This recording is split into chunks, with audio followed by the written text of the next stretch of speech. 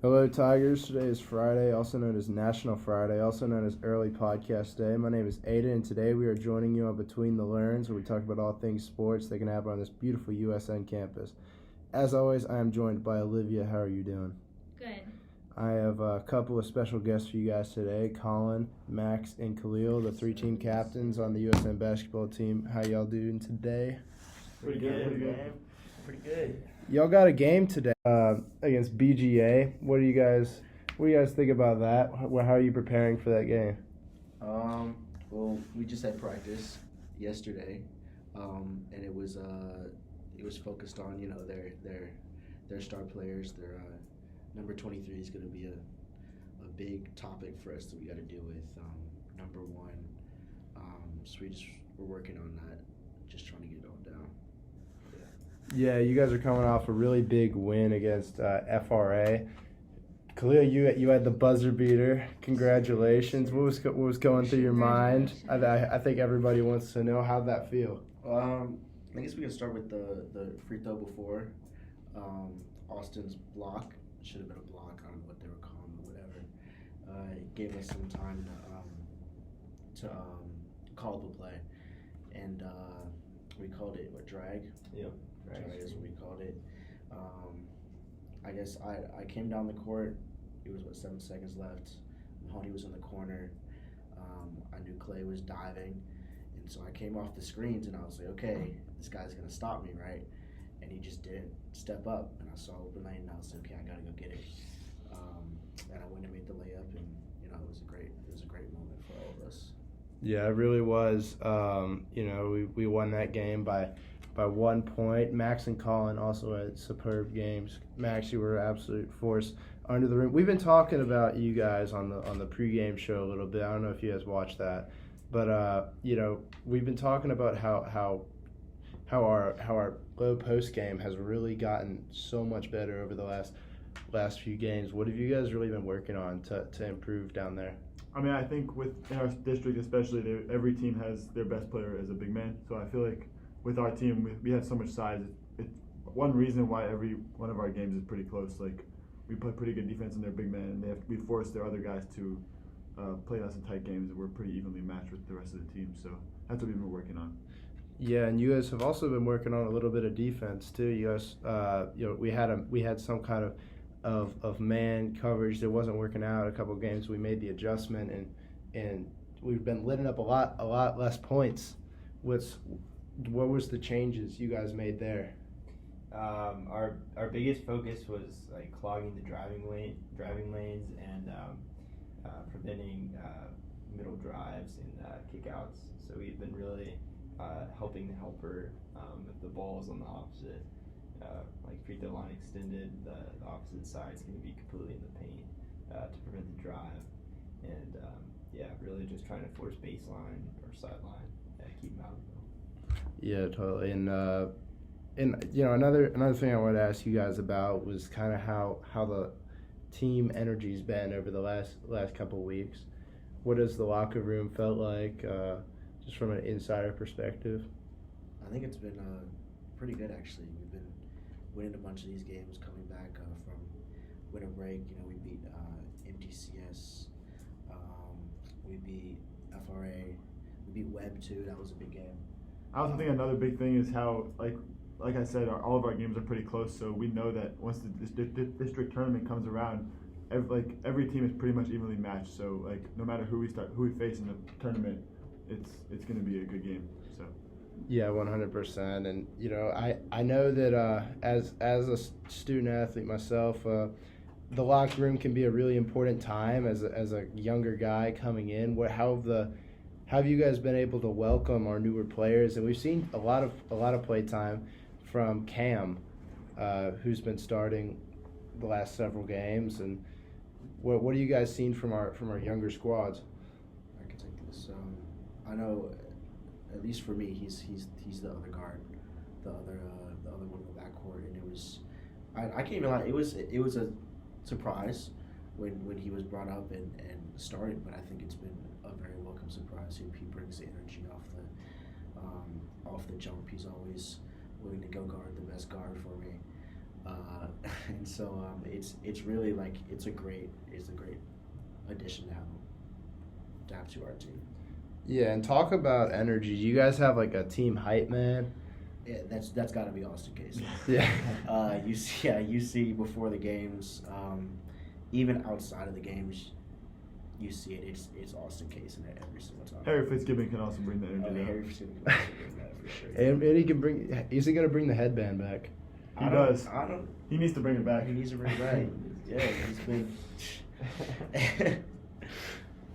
You know, we got a new visitor, Dr. Fitz. Thank you for joining us today. What have you seen from the Tigers this season? This new spring season. Well, like you guys have been talking about, a lot of energy in all the games. Competitive in every game, I would say. Won some, lost some.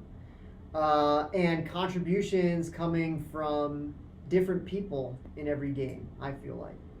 So that's something that I always consider to be really encouraging, that the team doesn't have to rely on the performances of one guy to get the win.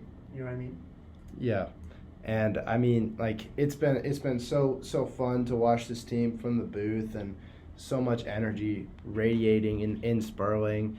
And Olivia, you've been in the student section for a few of those games. What has that been like? Yeah, I mean we don't have a football team, so like when you think of USN sports, you think of basketball. There you have like the body paint that you expect to see at like football games. That's at basketball games for us. And Yeah. all of that loud energy that's there in the Sperling.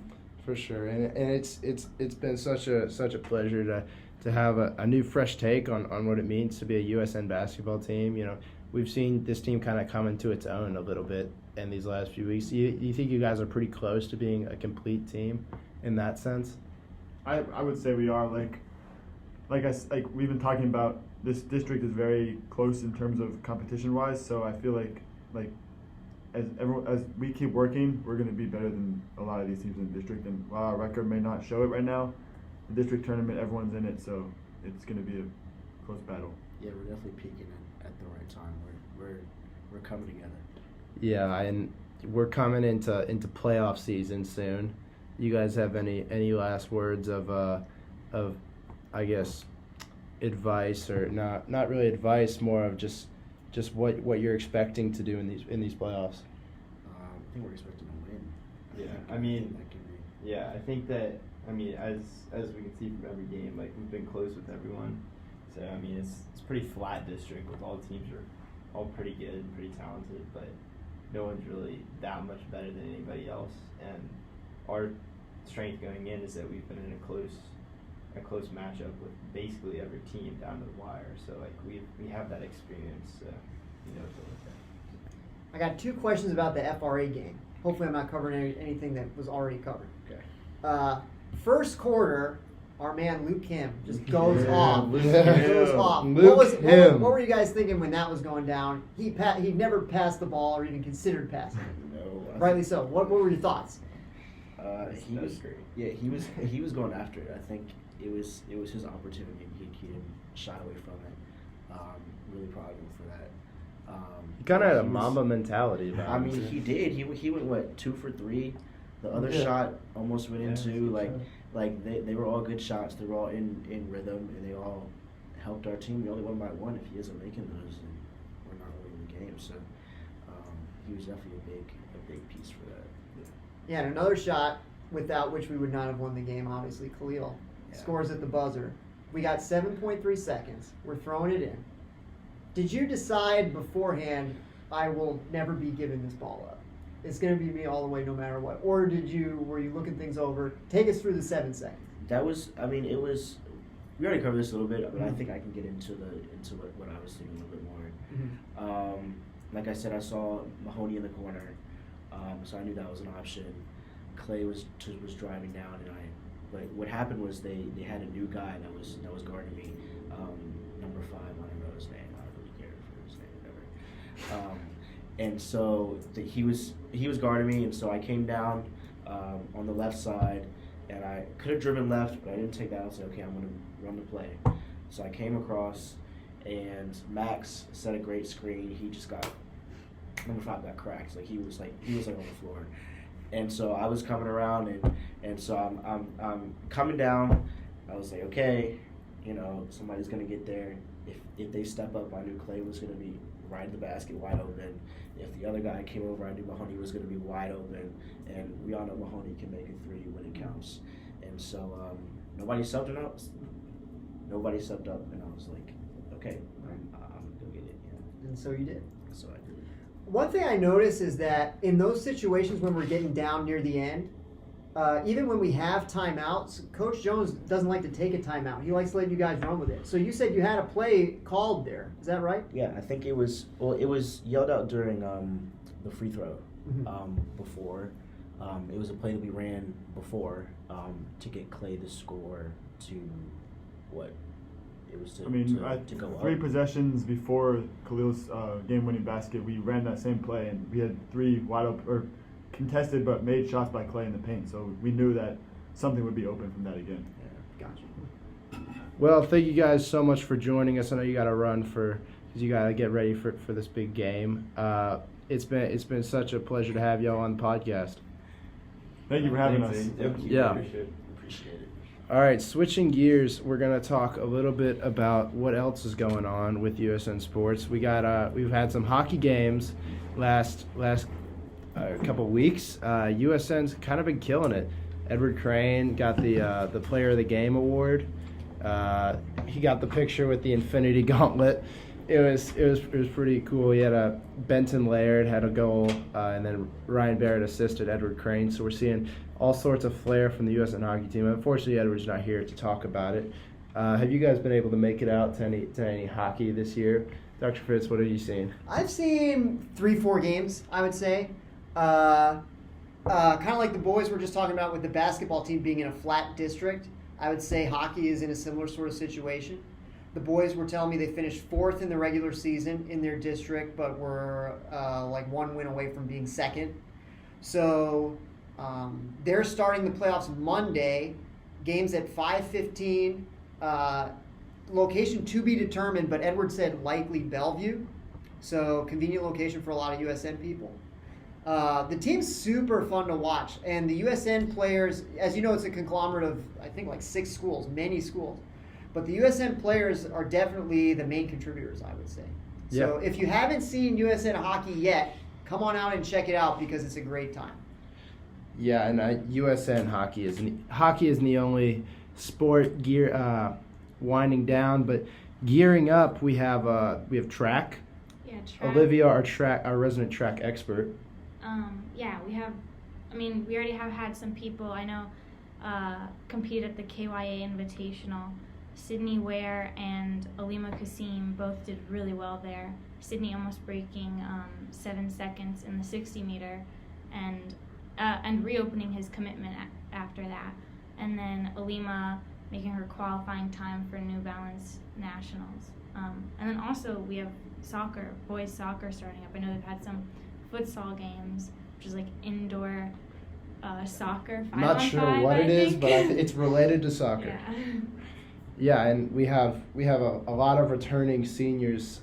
Most of our starters on the soccer team, guys like Elijah, Jordan, Cameron. Dr. Fitz, what do you remember about the soccer team last year? Also a very fun team to watch. They went deep. They played against a very good Grace Christian team, I think in maybe like sub-state, pretty near the state final. But that Grace Christian team had triplets who were all like D1 commits or something, super great players, and they beat us. That was the game where we got eliminated. All those kids graduated.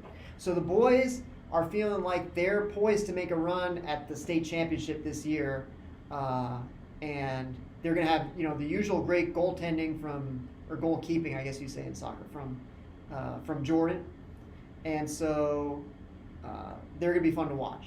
Yeah, I definitely agree.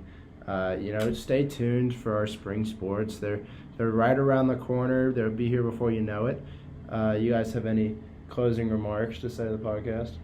I want to give a shout out to swimming. Swimming's got their region championships tomorrow. Unfortunately, I think it's during the day, so we're not going to be able to get to watch them. But you can follow at USN Swimming on Twitter. That's Coach Stern doing most of the tweeting there. We can get updates on how the region swimmers are doing. And we have a couple people that are really looking to qualify this year. Lucian, Mark Yeah, Lucian, we had sorry. him on the podcast earlier. Yeah, and he was just on the podcast. And then we have Sawyer, who's looking to qualify. You know, we're a really promising young team this year on the boys' end. I'm not too sure about the girls. Olivia, do you know? I know we talked to the girls a little bit. I mean, they're still a pretty young team. They have, KG and Ivy are both graduating, but they have all of that depth within like the juniors and I think some sophomores too. They set a record. They broke a very old school record in one of the relays. I don't The remember 200. which 4 by one. 200, yeah.